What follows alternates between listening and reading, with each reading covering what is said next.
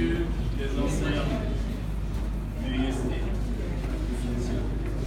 nous avons depuis hier reçu dans le mur M. Andrea. Silence.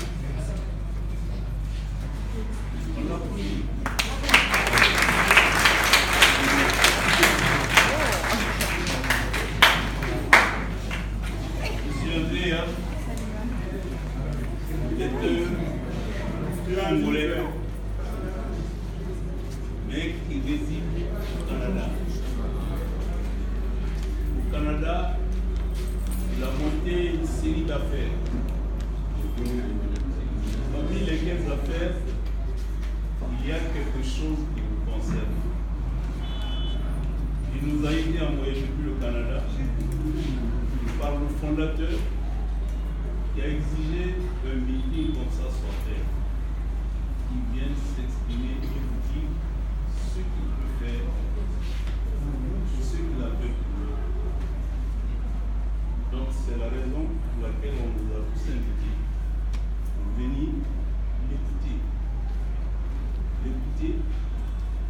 Parce que à son arrivée ici, ce que vous ignorez, il a déjà rencontré le président de la République. Oui.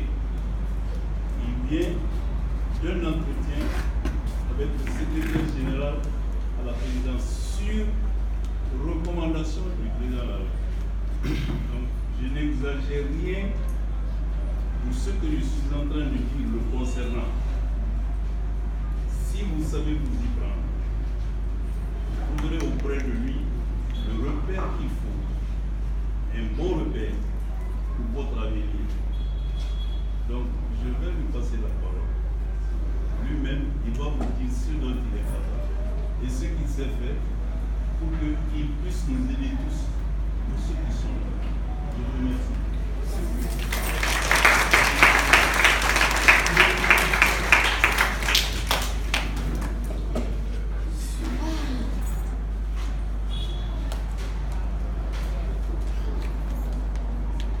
Bonjour. Bonjour. Bonjour. Bonjour. Bonjour. Bonjour. C'est plus d'édition. Alors je vais vous demander 15 petites minutes d'attention.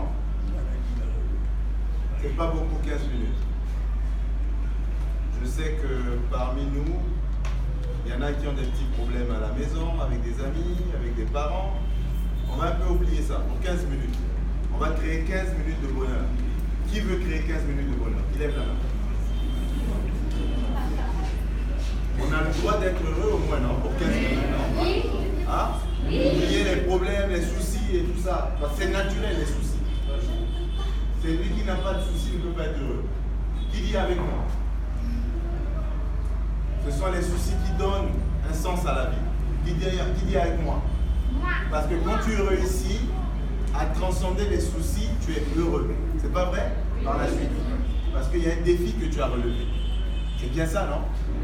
Bon. Alors, notre souci à nous, aujourd'hui, le défi qui nous revient de relever, c'est que nous soyons tous heureux. Qu'on réussisse dans la vie. C'est pas ça? On va à l'école pour réussir dans la vie. C'est pas ça? Bien, il faut être autonome. Vous savez, je suis un jeune Africain. Parce que je ne sais même pas d'où je viens. Je suis Congolais Gabonais. Donc je ne sais pas, est-ce qu'il faut prendre le Gabon, est-ce qu'il faut prendre le Congo? Je ne sais pas. Pardon? Le Congo. D'accord. Et si je prends le Congo, le problème avec le Congo, c'est que ça n'a jamais existé. Ce qui a toujours existé, c'est le royaume Congo avec K. Et la conférence de Berlin nous a séparé ces pays-là. Congo, RDC, et ainsi de suite. Voilà. Donc, en réalité, est-ce que ça existe? Je ne sais pas. Mais ce n'est pas ça qui nous concerne aujourd'hui. Ce qui nous concerne aujourd'hui, c'est comment nous allons faire pour réussir ensemble. C'est ça l'objectif. Alors, je suis partenaire d'affaires de M. Ibrahim Sori-Touré, qui est le fondateur de cette majestueuse école. Et je lui dis félicitations. Félicitations pour le travail.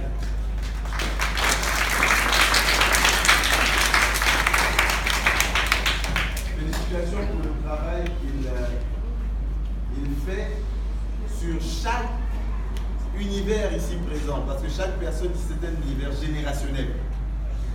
Chaque personne ici. En partant des enfants ici jusqu'aux adultes. Donc, tous vous avez déjà réussi. Ça veut dire qu'il aime la Guinée. Il faut prier pour cet homme. Quand je dis ici prier, ce n'est pas adresser des prières de demande à Dieu. Mais prier pour moi, c'est lui souhaiter des bonnes choses. Que la vie lui donne encore davantage des moyens pour renforcer ce que vous êtes ici. C'est pourquoi je suis ici aujourd'hui. Nous venons renforcer ce que vous êtes. Alors, nous sommes avec le consortium des universités canadiennes et avec la fondation leader de l'éducation du Canada, la fondation Paul Gérard Lagoire, dont le monsieur est le père de l'éducation au Québec. Et nous pensons que signer un partenariat avec vous et faire de votre université une université qui sera leader au niveau de la Guinée et peut-être au niveau de la sous-région, nous permettra d'implanter un modèle jamais vu en Afrique de l'Ouest. Parce que nous allons apporter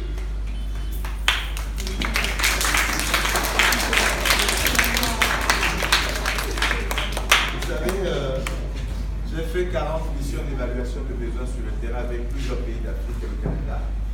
Et on a découvert un petit truc, c'est que tout le monde parle d'entrepreneuriat, mais il n'y a pas de centre de formation d'entrepreneuriat.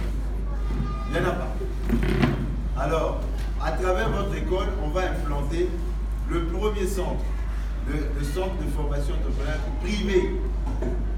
On va l'inclure dans cette école. Parce que l'entrepreneuriat, c'est une ingénierie proprement dite. Vous savez, nous les Africains, en l'occurrence les pays au sud du Sahara, donc les 14 pays d'Afrique francophone, dès que nous avons dans la sociologie des affaires 50 000 $ ou 100 000 $, je ne sais pas l'équivalent en francs guinéens ici, c'est combien? 1 milliard. 1 milliard donc de francs guinéens. Vous comprenez que c'est 1 milliard de francs guinéens. Une fois que le monsieur se met en affaires, 1 an plus tard, il n'a plus de ressources d'investissement et d'entrée, il arrête le projet. Ça, ce n'est pas un entrepreneur. Un entrepreneur, c'est quelqu'un qui est capable de défier la souffrance. C'est quelqu'un qui est capable de comprendre que quand on commence un projet d'affaires, il y a ce qu'on appelle les hauts et les bas. Et ça s'expérimente sur 5 ans. Donc si tu réussis à tenir un projet de la première année à la 5e année, on sait là-dedans que tu as galéré pendant au moins 1 an ou 2 ans sans produire de l'argent. Tu es un entrepreneur. L'entrepreneur, ce n'est pas seulement celui qui fait rentrer l'argent tous les jours. Parce que tu es la seule ressource de création de richesse. Donc tu ne dépends pas de l'État. Tu ne dépends pas d'une tierce personne. Mais tu dois t'organiser pour créer l'argent, pour créer les ressources. Donc nous avons des modules de formation en ingénierie de l'entrepreneuriat. Au Canada, c'est le leader mondial de l'entrepreneuriat. Et j'ai représenté la plus grande structure de l'entrepreneuriat du Canada pendant 3 ans sur l'Afrique. Et cette expertise nous donne la possibilité aujourd'hui, avec les Canadiens, de créer un centre de formation entrepreneuriat privé dans votre université. Donc, les cours se feront à distance, les professeurs viendront et il y aura des certifications locales canadiennes. Évidemment, dans d'autres filières aussi, en management, en gestion d'entreprise, avec des écoles comme HEC, la Haute École de Commerce, bien sûr, qui est la référence dans le domaine des banques, de la finance et ainsi de suite, au Canada. Et éventuellement, pour ceux qui voudront partir au Canada, nous allons mettre en place un cadre systémique. Je dis bien un cadre systémique parce que ce sont les meilleures écoles du monde. Ça coûte cher. À la seule différence qu'un parent, et nous invitons les parents, et si vous pouvez parler à vos parents, ça serait de leur dire: papa, maman, je suis la meilleure source d'investissement qui soit pour vous. Qui croit en ça? Lève la main. Parce que vous comprenez que si ton père et ta mère n'investissent pas en toi et qu'il investit dans les briques, il y a un problème. Parce que toi, en tant qu'homme, tu vaux plus que tous les immeubles de Conakry. Qui est d'accord avec moi? Qui lève la main. D'accord? Nous valons plus que tout ce qu'on voit à Conakry, nous qui sommes dans la salle ici. Pour la simple raison que ceux qui fabriquent les immeubles, l'Internet, les ordinateurs et tout ça, se trouvent où? Dans la tête. Merci. Qui a dit ça? Viens ici.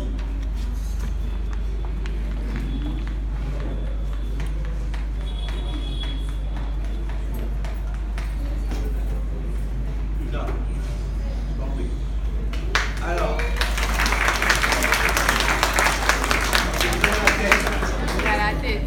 c'est dans la tête. Donc la richesse de quelqu'un se trouve où? La richesse de quelqu'un se trouve où? C'est dans la tête. Celui qui va vous dire que la richesse de quelqu'un se trouve dans la poche, c'est un menteur. Parce que ce qui se trouve dans la poche, on peut finir ça aujourd'hui. On dépense tout. Après, qu'est-ce qui va créer ça? Dans la tête. Hein? Qui dit ça? Bien. C'est dans la tête. Donc, les femmes, levez les mains. Toutes les femmes. Pas les hommes, les femmes.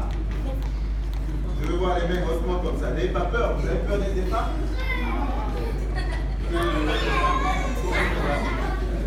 Ok. D'accord. Je demande aux femmes, vous pouvez baisser, merci. Je demande aux femmes de lever les mains parce que vous êtes jeunes. L'avenir du continent africain repose sur vous. Ces enfants, la femme qui sont là.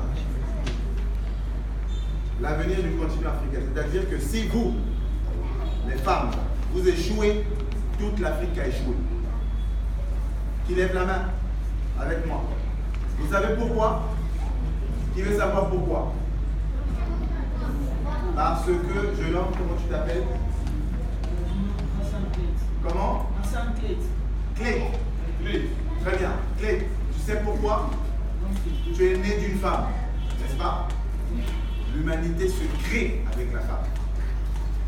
La femme, c'est le mentor de l'humanité. La femme, c'est le mentor. Tu es né d'une mère, non? Tu es né d'un homme? Voilà. Donc, ces femmes qui sont là, ce n'est pas parce qu'elles ont le même âge que toi. Mais ce sont des femmes déjà. Parce qu'elles vont grandir, elles ont 40 ans, 50 ans, et ainsi de suite. Donc, l'éducation des hommes repose sur les femmes. Si nous avons des femmes bien éduquées, on aura moins de prisonniers. Qui lève la main? C'est pourquoi dans cette école, nous allons faire de cette école une référence d'éducation. Il y a ce qu'on appelle l'instruction. Ce que vous faites avec vos professeurs, c'est de l'instruction. C'est de l'instruction. Quelqu'un qui instruit n'est pas forcément éduqué. Qui lève la main? Parce que l'éducation